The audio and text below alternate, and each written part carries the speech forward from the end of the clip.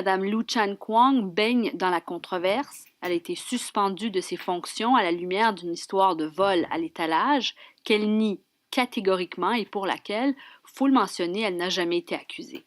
Alors, c'est une affaire qui embarrasse le monde juridique, qui mine aussi la crédibilité du public, et on va essayer de démêler tout ça avec le professeur Stéphane Beaulac. Il enseigne à la faculté de droit de l'Université de Montréal. Il est avec nous au bout du fil. Bonjour, Monsieur Beaulac. Bonjour, madame, comment allez-vous? Ça va très bien, merci. On va commencer par le début et le contexte parce que c'est assez important. Madame Lu Chang-Kwang magasinait dans un magasin Simons à Laval. C'était au printemps dernier. Elle a été arrêtée à la sortie du magasin avec 2 paires de pantalons qu'elle n'avait pas payées. Elle dit que c'était une erreur de bonne foi.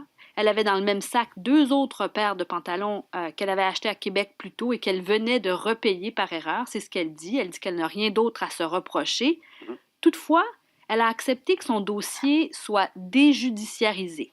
mhm. Pourquoi? Écoutez, d'entrée de jeu, première chose, déclaration de transparence, je ne suis pas membre du Barreau du Québec, alors Oui, aucun merci de le intérêt mentionner, on direct et apprécie. indirect de la chose, parce que sinon on pourrait penser, bon. Et c'est pour ça Et qu'on vous a surtout, ce choisi. matin, on fait un peu le procès d'intention des membres du CA du Barreau.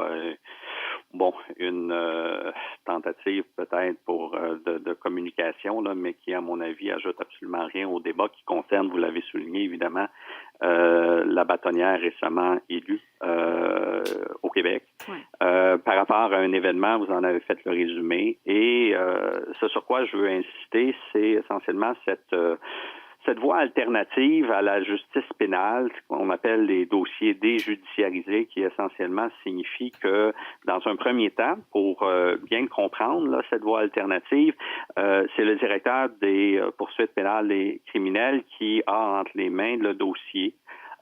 Et qui vraisemblablement irait de l'avant avec des accusations, mais décide de mettre justement le dossier dans cette voie alternative de telle sorte, vous l'avez souligné, qu'il n'y a ni d'accusation, il n'y a pas de procédure pénale Mais alors, essentiellement. pourquoi l'avoir choisi si elle dit qu'elle n'a rien à se reprocher? Il y a des gens qui nous écoutent et à qui c'est déjà peut-être arrivé. Voilà. Et Si là, c'est je ne vais vrai, de pas sortir d'un spéculer magasin euh, avec des choses qu'on n'a pas payées. voilà. Je vais pas spéculer sur parce que je connais pas les éléments du dossier. Et à vrai dire, comme l'ensemble des éléments concernant ces allégations de vol à l'étalage demeureront et auraient dû, à mon avis, rester confidentiels. Ça, c'est il y a plein d'aspects, là. Il y a plein de facettes à ce dossier qui soulèvent des problèmes. Un de ceux-là, c'est un de ces aspects, c'est justement qu'il y a eu violation flagrante d'un devoir de confidentialité par rapport à ce dossier déjudiciarisé de la bâtonnière. Il y a quelqu'un, autrement dit, qui s'est ouvert la trappe. J'espère qu'il y aura, ça vient d'être souligné dans la publication électronique de Droit Inc., j'espère qu'il y aura enquête pour essayer d'aller dans le fond des choses. Ça me faisait penser, à vrai dire, pour faire un parallèle, bien qu'évidemment l'infraction est fort différente, là, mais le fameux dossier Joël Legendre à Longueuil, il y a quelqu'un qui, de toute évidence, a coulé cette information, s'est retrouvé dans le Journal de Montréal. Ici, l'information concernant ces allégations de vol à l'étalage contre la bâtonnière ont été coulées à la presse et c'est là que ça a été le début de la descente aux enfers en ce qui concerne madame qui a fait l'objet d'une décision. Puis maintenant, j'aimerais qu'on insiste, qu'on se concentre sur la décision parce que un autre aspect que j'aimerais mettre au clair, parce qu'on l'a entendu à maintes reprises depuis hier et beaucoup ce matin, c'est la référence au concept fondamental de la présomption d'innocence. Bon, est-ce qu'on peut en parler? Parce que, voilà. je regardais des gazouillis, là, des tweets d'anciens bâtonniers, par exemple, qui disaient « Et la primauté du droit, vous en faites quoi? C'est une question pertinente, c'est plus que sacré comme principe, là, on s'entend.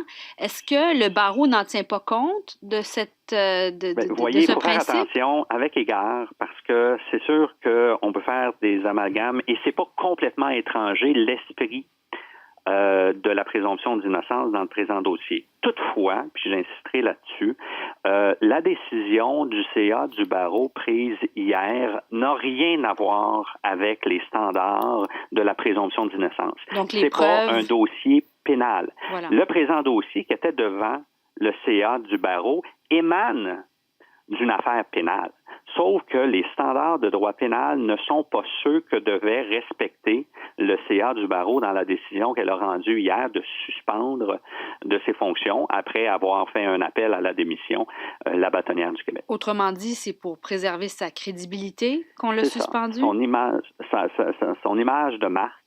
Et c'est bien au-delà de ça, parce que le barreau du Québec, disons-le, là, sans verser dans l'exagération, c'est pas une organisation ordinaire. Ça fait partie, cet ordre professionnel, de l'appareil de la justice. On est avocat et avocate dans une juridiction des officiers. Ouais. De la Cour, de la justice.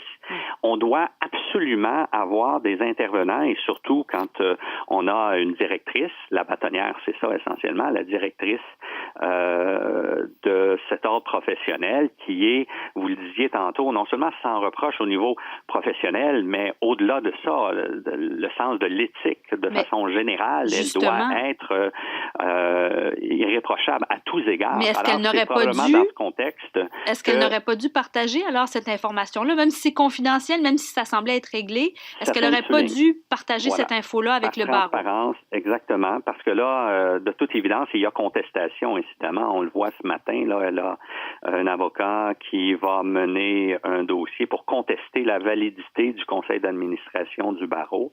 Mais le contre-argument, c'est de dire, ben si c'est quelque chose qui, justement, ne devrait pas être considéré par le CA du barreau comme étant pertinent, pourquoi est-ce que vous ne l'avez pas divulgué au moment de la campagne? Parce que ça a été une course pour la dernière élection. Il y avait un opposant, elle a gagné haut la main, 2/3 des votes environ.